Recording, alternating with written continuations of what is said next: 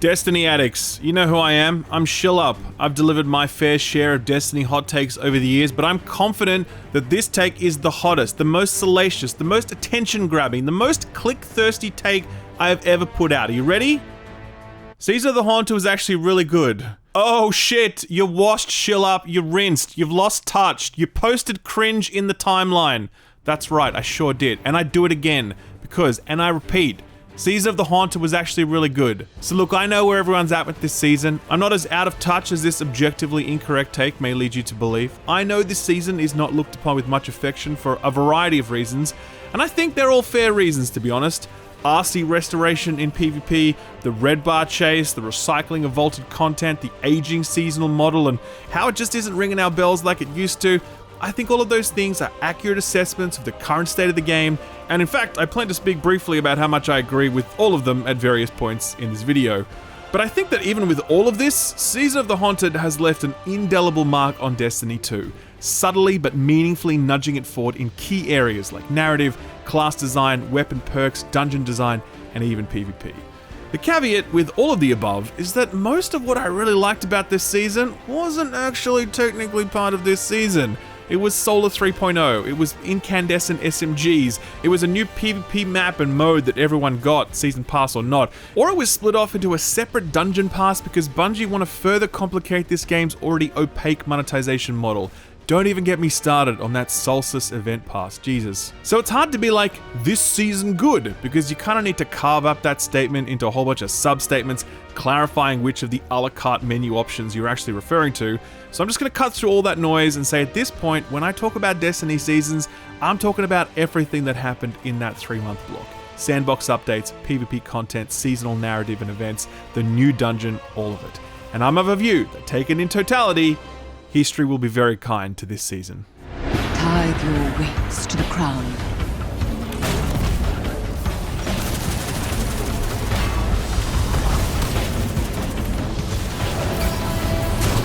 Season of the Haunted derives its name from the trauma, shame, and regret that haunts each of the seasonal protagonists: Crow, Zavala, and Keitel. The Leviathan is cursed, basically. The ghost of Callus and his nightmares have ensnared it, and the only way to exorcise them is for our heroes to confront the physical manifestations of their deepest sorrows.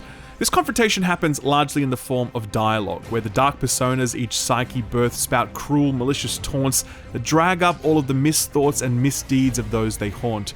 Crow's torturer, Aldrin Sov, is quite known to us, not only in the sense that we saw him as a character in Destiny earlier, but in the sense that Crow has been in dialogue with Aldrin Sov since he first appeared as Crow. Even when he was unaware of his past, Crow was struggling with the black hole that was his former life. He could sense that there was something very, very wrong, and would often monologue about his desire to find out not who he was, but who he is now despite the deeds of that shadow. When Crow did eventually become aware of who he was and his royal heritage, his monologuing and dialoguing on the subject only became more prolific, and his character arc from betrayer to savior felt largely complete in our minds. That's why I suspect Crow's storyline here felt a little tired, maybe?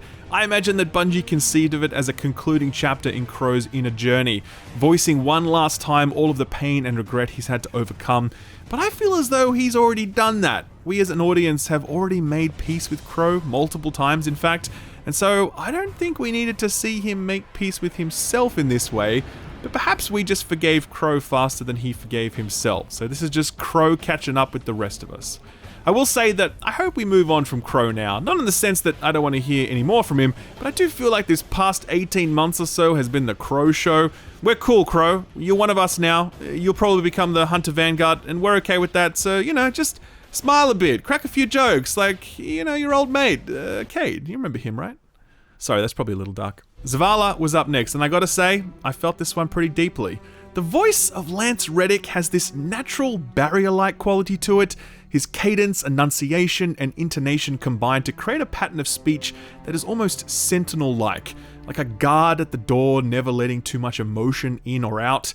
It's not just a feature of his Zavala performance, all his great performances have this quality, but it's a quality that makes him perfect as Zavala, the Watcher on the Wall, the personification of the shield protecting humanity, the great load-bearing pillar on which the defense of Earth rests.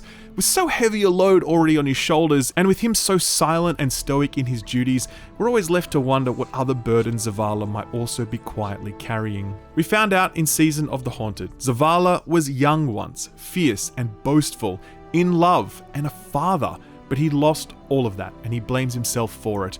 For centuries he's carried a father's guilt, a guilt that cost him the love of his life. Here on the Leviathan, we learn this story as he's forced to confront it, unshackling himself from the grief that he clung to as a means of remembrance. It was a sad but important story to hear, and I think very much in line with how Bungie treats its characters.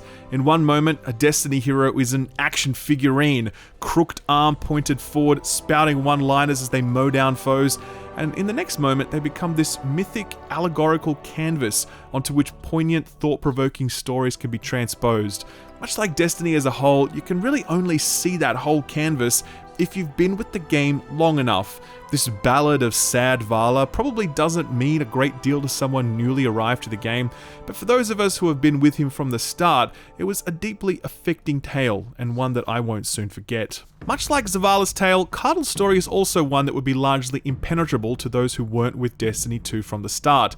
Dominus Gaul's invasion of Earth, the Red War, the taking of the Light, these are things now deleted from the game, a sad and, in my view, unacceptable approach to preserving Destiny's important history. How many newer players would have gone through this season wishing they could go back and experience for themselves Gaul's fleeting victory? More than a few, I'd wager, and it really bums me out that they had to rely on YouTube videos when far lesser games show far greater respect for their own history than Destiny does. Anyway, content vaulting discourse aside, I really enjoyed Cardle's story. The Cabal are such a thundering, brutish race of warriors, their entire identity built on strength, pride, indomitable in life and immortal in death. How interesting it is then to hear the inner vulnerabilities and insecurities of Cardle as she's forced to confront the journey she's on, questioning her capabilities and decisions while both her father and mentor tower over her, Gaul as a haunting apparition, and Callus as a fungal ghost in the machine. Cardle's story deepened not only our appreciation for her as a character, but also for Gaul, the story of his rise, lifting himself up by his bootstraps to be the great pride of the Cabal Empire. I have a newfound respect for his deeds, and it makes the success of his assault on Earth all the more easy to understand. This is a consistent thread across these seasonal story arcs. Each of them have some key elements that push Destiny's overall story forward, but they spend more time going back, putting you in close proximity to our heroes so that we can understand how their past affects their present day actions. The story of the Saint, Saladin and his wolves, Crow, Zavala, Keitel. The major expansions are often reserved for breathless page-turning antics, so the seasons are our chance to breathe, and I love that. I really love the seasonal storytelling model right now, and I think that the overall seasonal model is due for some renovation, but I really hope that this aspect stays largely intact. I think that history will be kind to Season of the Haunted for many reasons, and much of that will be owed to the fact that this season forever transformed our perspective on some of Destiny's most pivotal characters, and the memory of that will stay with us far longer than any new gun, perk, or ornament the season had to offer.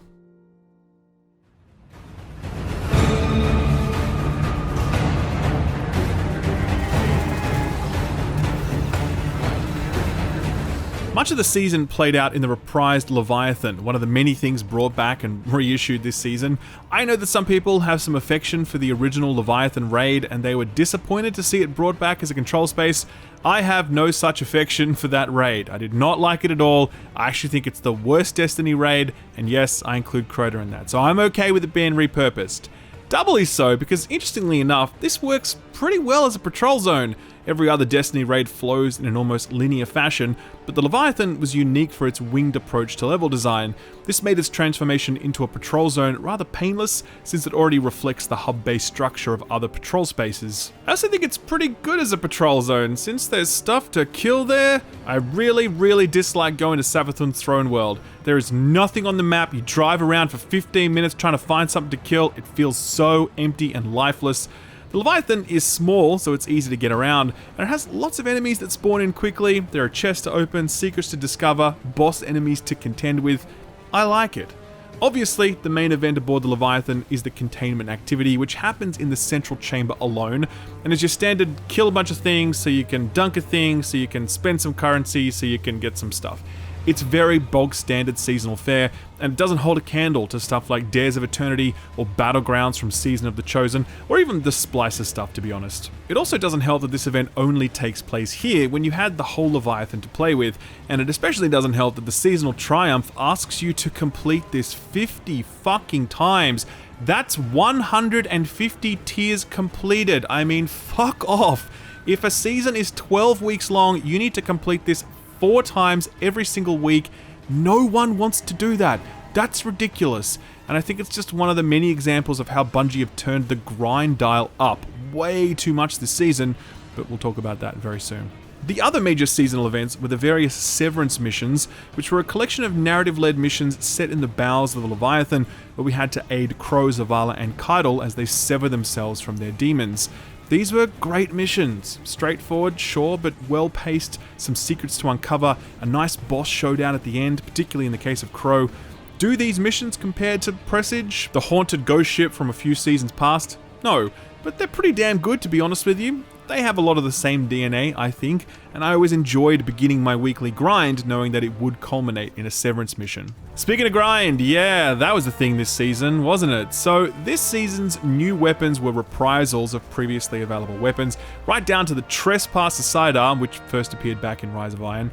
I'm aware that many people are disappointed to see vaulted content come back with a seasonal price tag, and I agree with that. It does suck on more than a few levels. Ultimately though, I'm less concerned with weapons these days owing to the reasons I talked about in my Witch Queen review. I think this new ability-driven sandbox has greatly weakened our connection to weapons. OG Destiny was all about the precise performance, sound, and feel of each new weapon introduced, but now our abilities are much more potent and on such short cooldowns that we pay far less attention to those aspects of weapon design. I mean, you really mean to tell me that the Funnel Web, the Callus Mini Tool, and the Icolos all feel vastly different from one another? They don't. It's about the perks these days, so I'm less miffed by reprised weapons so long as they have cool new perks, and they do. Headstone was one of the first subclass aligned weapon perks in the game, and this season added to that with Incandescent for Solar and Repulsor Brace for Void. I think these are really great additions to the perk pool since they deepen our commitment to our subclasses and broaden out build diversity opportunities. Repulsor Brace in particular is very cool in that it isn't just free damage, it gives you an overshield if you kill a Void debuffed target. It's interesting situational survivability, though owing to the current difficulty tuning of the game, I think we're going to have to wait to see this perk hit its stride. I mean, you just don't need it for 90% of content, especially if you're stacking the newly revised Resilience stat. So I like where Bungie are going with perk design, and that's the thing I take away from Season of the Haunted more than the fact that we've seen these weapons before. The big problem with weapons right now is how you get them. Back in the day, this was all about that god roll grind, hoping and praying to RNGesus that he would grace us with the perfect roll. To be honest, that was a good system, and I don't think it needed to vastly change. When crafting was introduced, I was like, I don't know about this. I think any system that renders weapon drops irrelevant does not belong in Destiny. And I think a lot more people came to that conclusion in Haunted, where the grind for red bar weapons became incredibly grueling for those committed to it. I think crafting breaks quite a few things that are core to Destiny. Firstly, I think it shifts our minds away from the chance to get something good toward the expectation that you will get something good if you put in the requisite hours. In seasons past, I would just play, and if I never got a god roll Chroma Rush, then that was just the way the cookie crumbled. Now though, I can see a future where I can guarantee a god roll Chroma Rush so long as I run Splicer events 150 fucking times and then run around the Splicer space opening chests and carefully purchase one red bar weapon per week, etc. There is a long, arduous treadmill to success laid down before me that wasn't there before, and I feel compelled to walk it because Destiny, by and large, is built on the idea that every part of it should be broadly achievable in a reasonable time frame to committed players. And this is the other thing I really think crafting breaks. I've heard the commentary from a lot of people that the intention of the crafting system isn't for you to craft everything, it's for you to craft only what you want, and I agree with that. I think it is tuned that way, but that design philosophy is not compatible with the overall design philosophy of Destiny. Destiny is a refuge for those not able to commit to the more intensive grinds of traditional MMOs. That's why we call it an MMO Lite. It gives us so many of the things that an MMO gives us, but it asks for far less of our time. During the entire lifespan of Destiny, the goals Bungie have set for us have always been possible to wrap your arms around. You could achieve everything you wanted to in a reasonable time frame, and so to this point we've been conditioned to think that if it exists in the game, it should by rights be ours within a reasonable time frame. 10 red bar weapons in a season? That doesn't fit with that expectation. That becomes something we can only achieve through an inordinate amount of work. I mean, for example, I am Season Pass 170-ish, and I have not been able to craft a single one of the gold haunted weapons. I have run 150 tiers of containment, and I can craft fewer than half of the weapons available this season. Where does that leave me? It leaves me feeling pissed off that I've got this one part of Destiny that I can't conquer in the same way that I can conquer the rest of it. And it's forced me to grind harder than I otherwise would have, but I wasn't enjoying myself when I was doing it. I was just pissed off. As I said in my Witch Queen review, I think the crafting system needs an overhaul for a lot of reasons.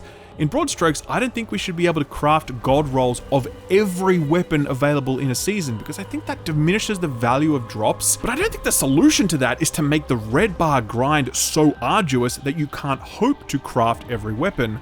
I think the solution is to greatly reduce the number of craftable weapons available in a season. Give us like 2 or 3 tops. That's fine. We get 2 or 3 guaranteed god rolls. We can achieve that in a reasonable time frame. We still deeply care about god rolls dropping, and we aren't a slave to this red bar grind. I really truly believe that people would be speaking much more positively about Haunted were it not for this red bar chase, and I hope Bungie radically rethink their approach to weapon crafting, because right now I think it's hurting the game across a number of different vectors.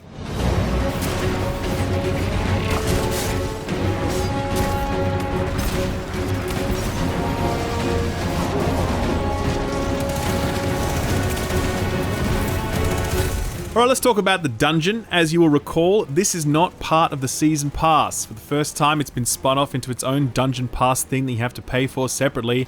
That's pretty lame.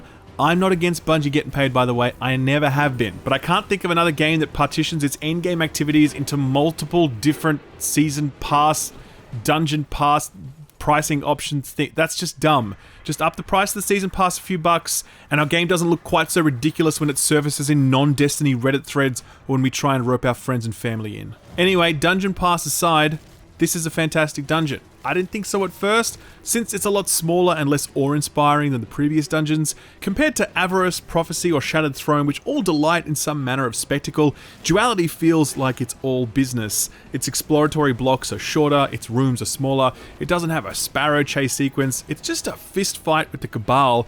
That's why I love it. If you go back and play those previous dungeons, particularly Shattered Throne, you'll see that a lot of the exploration and encounters can be finicky. Lots of running around without actually doing anything. Old dungeon design was also calibrated around that old sandbox model where we were considerably less powerful than we are now.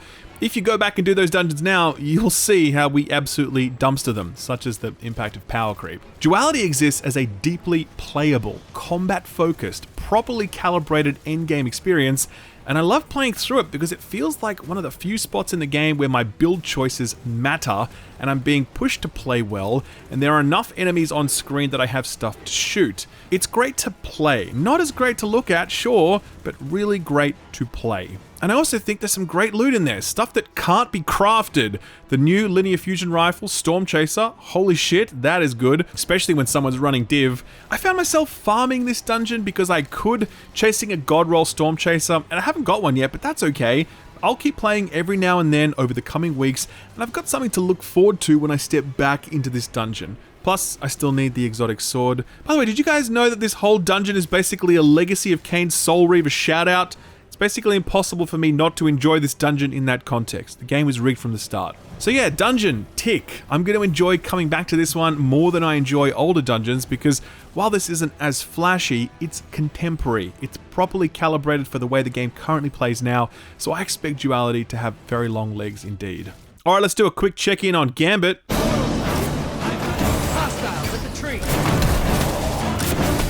Gambit still sucks. Alright, let's talk about PvP.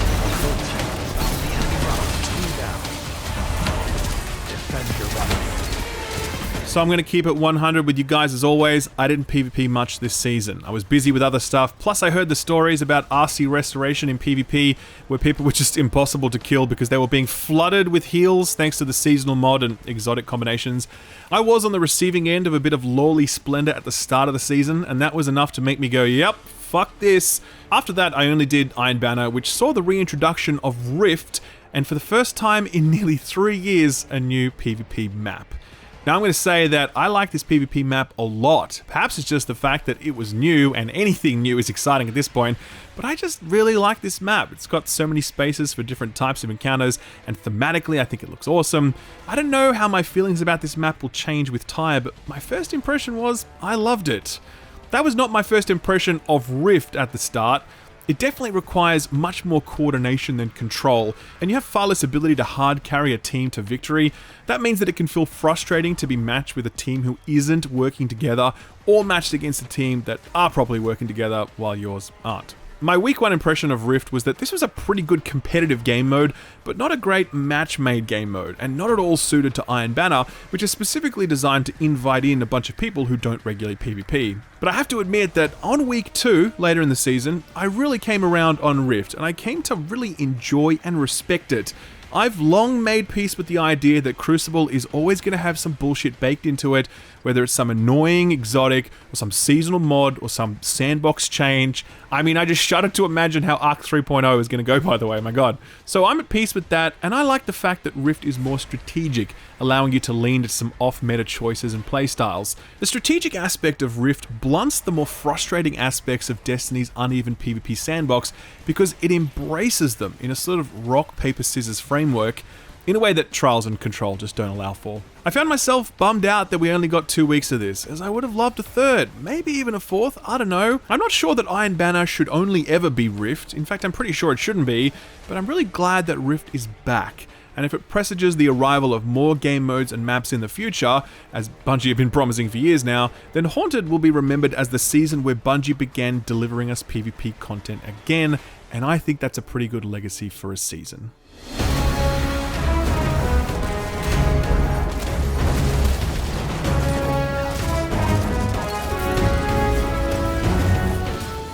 So what about Solar 3.0? Well, I gotta say that I do like it more than Void. I can't speak to Warlocks and Hunters because I haven't had time to play through those classes properly, and I know that Warlocks are pretty bummed out about Solar 3.0.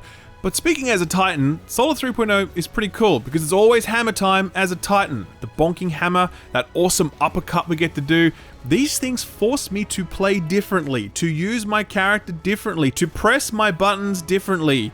Void was just press some stuff and things explode. I look at the proposals for Arc 3.0 and I'm like, yeah, that's the stuff. Cool new shit that gives the class a distinct playable identity, not just lots of dumb bonus power.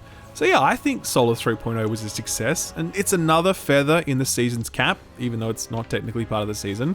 And then there was Solstice, which I also kind of enjoyed, to be honest. This one was quite streamlined versus the previous offerings and had a really great means of grinding out some high stat armor. For me, these events sort of replaced the pinnacle grind of the early season, pushing us back into the playlist activities, and I'm okay with that. It's a nice excuse to play some Destiny, rather than a compelling reason that I must play Destiny. Given that these events appear at the back end of a season, it's a nice inducement without ever feeling like too much FOMO is kicking in. But yeah, can I just say this event pass thing really blows? It wasn't even really the contents of it, though I do fully expect the contents of these to become increasingly more compelling in future, sadly. It was just the UI that really pissed me off. The quest log for this event was jammed up into the top quarter of the screen. Like 30 different challenges you had to track were all stuffed into there so Bungie could use the remaining 3/4 of the screen as an advertisement for this really crappy event pass. I feel like if they flipped this UI equation, I would have had a far less visceral reaction to all of this, but it's a minor gripe in the big scheme of things. One thing I certainly noticed this season was the broad adoption of the sentiment that the seasonal model is starting to feel a little old. In one way, that's a testament to how demanding we are as an audience because the seasonal model is less than 18 months old in its current form, and yet we're already calling for it to be refreshed. I get it though, and I agree, though probably not as strongly as others might. I'm still fairly content with this model since Destiny slots beautifully into my life as my chill out game, the one that I play a lot at the start of a new expansion or season, and then I don't play a lot of while I'm busy playing other games. For me, the contents and pacing of this model is still working, but I understand how more committed players may be starting to feel fatigued by all of this. A seasonal artifact, some seasonal challenges, a 6-player match-made event, some story missions, an exotic, and a partridge in a pear tree. I don't really know where all of this goes next, but I do have a lot of faith in Bungie to meet the challenge that is seasonal fatigue. They're not ones to rest on their laurels, and I'm sure we can expect both major and minor changes to the seasonal model in the future. So let's take a step back and look at Season of the Haunted overall. We got a really fantastic seasonal storyline that deepened our understanding of and connection to some of the most important characters in Destiny, while also moving the overall Destiny storyline forward. We got a sort of new patrol space, the first season to offer a patrol space, I think. We got a public event in that space, as well as the Severance missions, which were a really great mix of both narrative and combat. We got some really interesting weapon perks that tie into our revised subclasses. We got a brand new dungeon, which is great and full of awesome farmable loot. We got a new PvP map for the first time in 3 years. And we saw the return of Rift, heavily reworked versus D1, and a very different game mode to anything currently in the game. We got Solar 3.0, which is pretty damn good, and we got Solstice, which wasn't fantastic, but it was a nice excuse to log on. That's a lot of very good stuff, and most of it is stuff that will stay in the game for the longer term.